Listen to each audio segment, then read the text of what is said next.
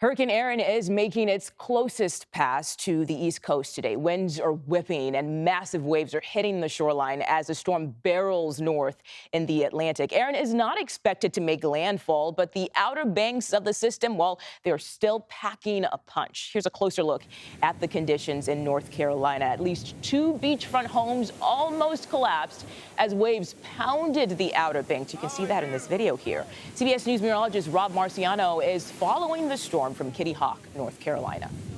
Well, after a week of waiting and watching, today's a day where Hurricane Erin makes its closest approach to the U.S. And we've already seen that really about an hour or two ago. That's when the winds were the most fierce. That's when we saw tropical storm force winds. We're still getting gusts, obviously, and with the sea spray and some of the salt, it's not that fun. It wouldn't be fun to be out in that ocean, that's for sure. Heavy surf advisory, rip currents are real bad. And obviously, this is damaging surf. Right now, we're coming up on low tide.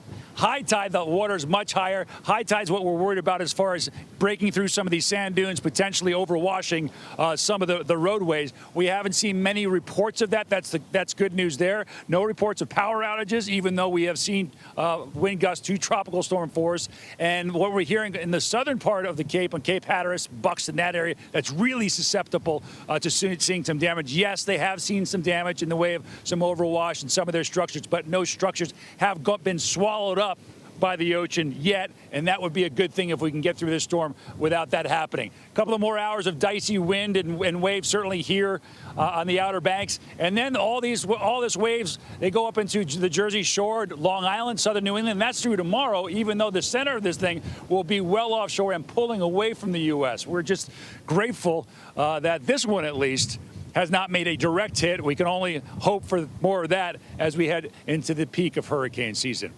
Back to you. Thank you, Rob.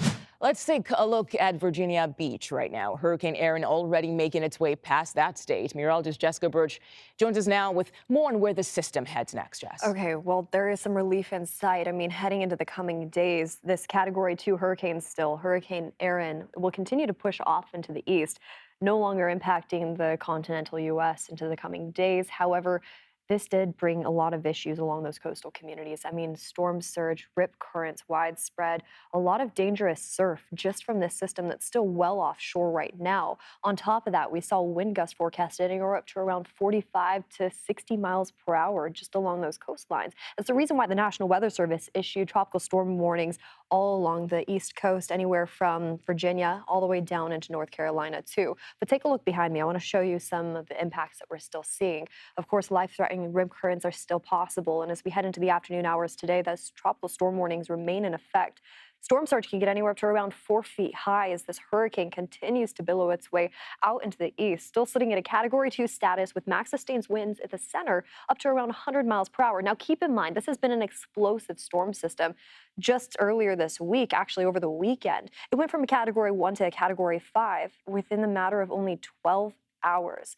And now, as we keep a close eye on the storm system, it continues to move offshore into the coming days. Well, even further offshore, I should say.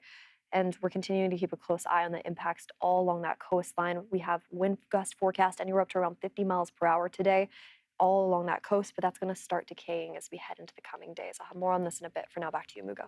Okay, Jess, we'll talk soon. Thank you.